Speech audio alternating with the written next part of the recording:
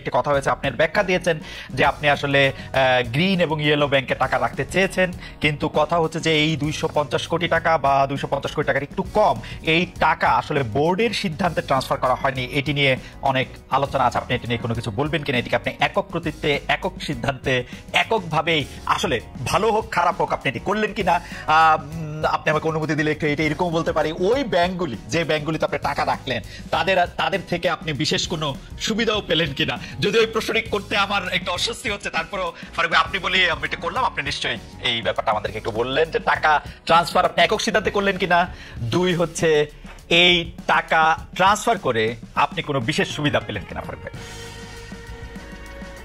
একটু বড় করে বলতে হবে আসলে। প্রথম কথা হচ্ছে গিয়ে একটা বোর্ডে যখন আমরা কাজ করি সবাই মিলে কিন্তু সিদ্ধান্ত নেই। আমরা যখন এই জুলাই আগস্ট আপরাইজিং এর পরে যখন নতুন দেশ পেলাম তখন কিন্তু আপনি জানেন যে 8 তারিখে গভর্নমেন্ট ফর্মের পরে আমি 21 তারিখে দায়িত্ব গ্রহণ করি। আপনারা জানেন যে আমাদের তখন দেশের অনেকগুলো ব্যাংক রেড জোন, আমরা জানি যে ব্যাংক খালি হয়ে গেছে বিগত গভর্নমেন্টের কাছ থেকে, প্রায় অনেক ব্যাংকে টাকা নেই। ওই দুশ্চিন্তা থেকে আমরা প্রথম থেকেই, জিনিসটা আমার মাথায় এসছে প্রথম, কিন্তু এর মাঝখানে আমাদের আরো ডিরেক্টররা সতর্ক করেছে যে আসলে বাংলাদেশ ব্যাংকের রেটিং এসছে, এখানে টাকা নেই, এখান থেকে সরাতে হবে, দিতে হবে। সেখানে কিন্তু ওই কথাটা আর টিকে না যে আপনি একক সিদ্ধান্ত হয়েছে। এখানে 2-3 জিনিস খুব ইম্পর্টেন্ট, আপনাদের সবাইকে বুঝতে হবে। প্রথম, আমি চিন্তা করেছি আজ বোর্ড প্রেসিডেন্ট, কেননা সবার দায়ভার আছে আমাদের, কিন্তু প্রথম দায়ভার কিন্তু আপনার কর্তা ব্যক্তি যিনি হেড অফ দ্য অর্গানাইজেশন। সেক্ষেত্রে আমার মাথায় চিন্তাটা এসছে এবং আমার বোর্ডের বিভিন্ন মানুষ থেকে পরামর্শ পেয়েছি আমি। এটা কোনো বোর্ড মিটিং এ না, এটা হলে গিয়ে বিভিন্ন ভাবে যে আমরা যখন ঢুকেছি কি কি করতে পারি। প্রথম মাথায় যেটা এসছে সেটা হচ্ছে আমাদের অন্য বোর্ড ডিরেক্টরদের মতোই আমারও, যে আমাদের প্রথম টাকাটাকে সিকিউর করতে হবে। আমরা জানি বেশ কিছু ব্যাংকে তখন তারল্য সংকটে ভুগছে এবং নাই বললে চলবে। তখন আমরা ডিসাইড করলাম যে টাকাটা আমরা প্রথম আপনার ইন্টারেস্ট রেট না, প্রথম টাকাটা হলে গিয়ে একটা রেড জোন থেকে ইয়েলো বা গ্রিন জোনে যাই, প্রথম চিন্তা। তারপরে চিন্তা আসলো আমার মাথায় যখন দেখলাম ওখানে ইন্টারেস্ট রেটও বেশ কম, 8 থেকে 9, 7.5 আছে, সরকারি ব্যাংকও আছে ওখানে। তো ওই ভয় থেকে আমরা চিন্তা করলাম যে আমাদের ব্যাংকে টাকাগুলো আগে নিয়ে যাই, তারপর আমরা রেটের ব্যাপারে আসলাম যে ইন্টারেস্ট রেট যদি বেশি পাওয়া যায় তাহলে আমাদের বোর্ডের আপনার ইনকাম বাড়বে। থার্ড যেটা চিন্তা করেছি, যেটা আমার আগের যারা বোর্ডে ছিলেন, যদিও আগের বোর্ডের মানে এখন আমি আগের বোর্ড নিয়ে কাজ করছি, 8 জন আগের বোর্ডের আর 15 জন দেশ থেকে চলে গেছেন, তারা যখন যে কাজটি করেছেন তাদের থেকে আমি তখন মনে করেছিলাম যে যদি ইন্টারেস্ট রেটটা বেটার হয়, তারা ব্যাংকে আমরা টাকা রাখবো শুধু ইন্টারেস্ট রেট দেখে না, তাদের থেকে আমাদের ব্যাংকে স্পন্সরশিপ করেন। আপনি জানেন ইনফ্রাস্ট্রাকচার ডেভেলপমেন্টে you need sponsors which is a very integral part of the board. তখন চিন্তা করলাম তার সাথে স্পন্সরশিপে যোগ করলাম যে আমি যাকে টাকা দিব ইন্টারেস্ট রেট বাড়বে, বেস্ট ইন্টারেস্ট রেটে দিব, তারপর আবার আপনার স্পন্সর নিব। এখন আমি একটা জিনিস সবার কাছে এই কোয়েশ্চেনটা করতে চাই, ব্যাংকের প্রথম হলো কি রেড থেকে ইয়েলো অ্যান্ড গ্রিন, ব্যাংকে গেলাম, তারপরে বেস্ট ইন্টারেস্ট রেট পেলাম, অন টপ অফ দ্যাট 8 কোটি 10 কোটি টাকা স্পন্সর নিলাম। এরপর আর কোনো মার্জিন থাকে কিনা আমার কোনো জানা নেই আসলে। আপনার কোশ্চেন স্ট্রেট করি, একটা মানুষ তো মিলাবে যে একটা মানুষ তার career as a cricketer, as a selector, এটা মানুষ কিন্তু হঠাৎ করে আপনি বুঝতে পারবেন এটা মানুষ কেমন। তো সেই দিকে বিবেচনা করলে আপনার ওখানে কোনো আর্থিক লেনদেন কোনো প্রশ্নই ওঠে না, ওখানে কোনো মার্জিনও ছিল না, বরং আগে যেভাবে ছিল সেখানে আপনার ওখানে মার্জিনটা বেশি ছিল। যখন 8.5 থেকে আপনি 11.5 12তে যাবেন ইন্টারেস্ট রেট, তার সাথে স্পন্সরশিপ যোগ হলে, এবং অন টপ অফ দ্যাট আমি এটাও চেয়েছি যে তারা আমাদের ইনফ্রাস্ট্রাকচার ডেভেলপমেন্টে আসবে, লাইক প্রতিষ্ঠিত পেয়েছি আমি প্রায় 25-30 কোটি টাকা। সো দিস ইজ এটা মানে in a nutshell that the reason. And সবাই বোর্ডের জানতো, এবং সিগনেটারি আপনি জানেন যে আমি সিগনেটারিটাও আমি নেইনি বোর্ড প্রেসিডেন্ট হওয়ার পরে। এটা একটা কথা আসে যে সিগনেটারি পরে হয়েছে, আসলে প্রথম আমার মিটিং যেদিন আমি প্রেসিডেন্ট হলাম ওই রেজুলেশনে 21 তারিখে আমাদের একজন বোর্ড ডিরেক্টর দেশ থেকে চলে গেছেন, তার জায়গায় আমরা আরেকজনকে ডিরেক্টরকে আমরা সিগনেচার করেছি, যেটা আমার হাতে নেই। তারাই এখনো সব চেক সই করছেন, সবকিছুতে সই করছেন। সো আমি মনে হয় এর চেয়ে বেশি আর কিছু এক্সপ্লেইন করতে পারবো না। না, আপনি এটা চিঠি দিয়েও জানিয়েছেন, কিন্তু আসলে আমরা একটু কনফিউজ হই কখন আমরা দেখেছি যে এখানে সিগনেচার ছিল ফাইন্যান্স কমিটির প্রধান জনাব ফাহিম সিনহার, আমি যদি ভুল না হয়ে থাকে, এবং পরিচালক মাহবুবুল্লাহ আহমেদ। তো তারা আপনার ছিল না, সেটি আপনি ঠিকই বলেছেন, কিন্তু তারা বলছেন সিদ্ধান্তটি বোর্ড সভায় নেওয়া হয়নি, আপনার সিদ্ধান্তে তারা সিদ্ধান্ত দিয়েছেন। ব্যাপারটা কি ঠিক? আসলে এরকম করে বোর্ড সভায় যে নিতে হবে জিনিসটা আসলে এরকম না।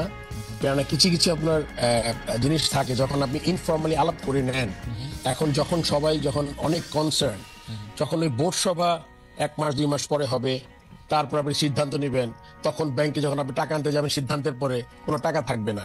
সো ওই সময়টা ছিল না, কিন্তু ইনফর্মালি প্রতিটা বোর্ড ডিরেক্টর জানতেন। এখন তারা যদি কিছু বলে থাকেন এটার বাইরে অন্য কিছু, এটাতে আসলে আমার কোনো কমেন্ট করার কিছু নাই। বাট এবং এই কনসার্নটা তাদেরও ছিল যে হ্যাঁ, it is a very good idea, I think we should go to better banks with green and yellow জোনে ফ্রম রেড জোন ব্যাংকস।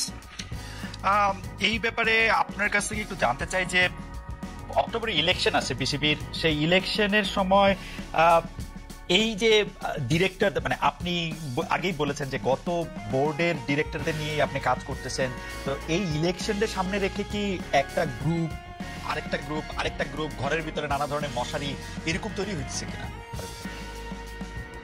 বা আপনিও আসলে যেহেতু মানে আমরা জানি, যদ্দূর জানি আর কি, আপনি নিজেও আসলে এই ইলেকশনে প্রতিদ্বন্দ্বিতা করবেন হয়তো, তো সেইটা একটা প্রভাব বিস্তার করতেছে কিনা গ্রুপ?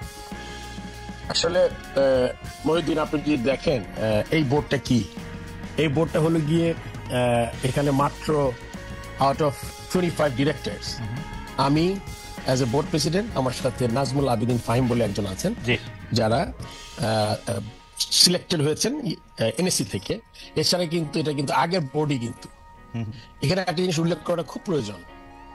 আগের বোর্ড মিনিং যে বোর্ডটা 3 বছর আগে হয়েছে, সেই বোর্ডের সব সদস্য, সব এমপ্লয়ি, আমার 160 এর মতো এমপ্লয়ি আছে, 200 কত এমপ্লয়ি আছে, এরা সব আগের বোর্ড।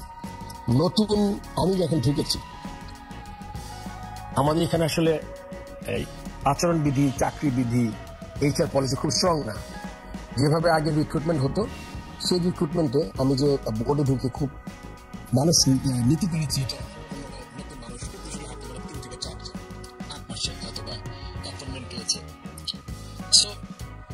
যদি আপনার পুরোটা আগেরই হয়, আমি এটা পাশে রাখছি যে সে কি, আপনি জানেন তো আগের বোর্ড মানে যারা চলে গেছেন তাদের সাথে যারা কাজ করেছে, যারা দেশ ত্যাগ করেননি, তো তাদের সাথে কিন্তু আমি কাজ করছি। আপনি যদি বলেন যে গ্রুপ, আমি কিন্তু একটা গ্রুপ, মানে ইনফ্যাক্ট আমার সাথে আরেকজন আছেন, আমাদের 2 জন কিন্তু নতুন, আর the whole set up is the same. আমি কারো চাকরি নেইনি, কেউ টার্মিনেট হয়নি, একটা বা 2টা ছেলেকে সাসপেন্ড একটা নোটিশ করেছি, খুব সম্ভবত একটা ছেলেকে টার্মিনেশনের একটা নোটিশ করা হয়েছে। এটা একটা পিরিয়ড থাকে 3-4 মাসে। সো আপনাদের মনে করেন যে এসেই সবাইকে 30-40 জনকে চাকরি টার্মিনেট করেছি, সাসপেন্ড করেছি, এরকম কিছু করি না। কেননা এটা একটু সময় নিয়ে বলছি, তার কারণ হচ্ছে গিয়ে আপনি যেই সেট আপে আসবেন, ওই সেট আপে কিন্তু ক্রিকেট বোর্ডের কাজ কিন্তু বন্ধ থাকতে পারবে না। আপনি ঘুম থেকে উঠবেন। আমি যখন ক্রিকেট বোর্ডে আসি, আমরা পাকিস্তানকে 2 টেস্ট হারিয়ে দেশে এসেছি, ইন্ডিয়া এসছে, সাউথ আফ্রিকা এসছে, আন্ডার-19 ইউএই এসছে, সাউথ আফ্রিকান একটা এজ গ্রুপের টিম এসছে। মহিলা world cup was a big challenge. যে চ্যালেঞ্জটা আমরা ঢাকা হওয়ার কথা ছিল, আপনি জানেন, সেই মহিলা ওয়ার্ল্ড কাপকে আমরা আইসিসির সাথে নেগোশিয়েট করে আমরা কো পার্টনার খুঁজেছি, অ্যান্ড অনেক ইন্টারেস্টেড ছিল।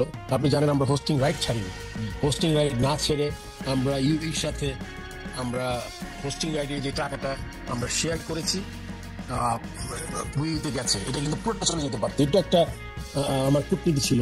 আমি মিটিং করেছি গিয়ে ইউএইতে, তারপরে আমার সিইও বোধহয় যোগাযোগ করেছিল যে আমরা স্টিল করতে চাই, সো ওইটা করেছি আমরা। সো যখন আপনি এসব ব্যাপারগুলো মাথায় রাখতে হবে, আপনার কোনো কিছু কিন্তু হ্যাম্পার করতে পারবে না। এমন হতো যে আমি 6 মাস সব কাজ বন্ধ রেখে লেটস স্টার্ট ফ্রেশ, ওই সুযোগটা আমার ছিল না তখনই। তো সবকিছু কন্টিনিউ করে আমি মনে করেন এর মধ্যে বিগ চ্যালেঞ্জ বিপিএল, আপনি জানেন যে ফ্র্যাঞ্চাইজি লিগ, যেখানে প্লেয়াররা একটা ভালো টাকা পায়। সো আমি কিন্তু আমার সবকিছু করতে চেয়েছি, যা আগের মধ্যে করেছি, এবং তখন সাহায্য 25 থেকে 8-9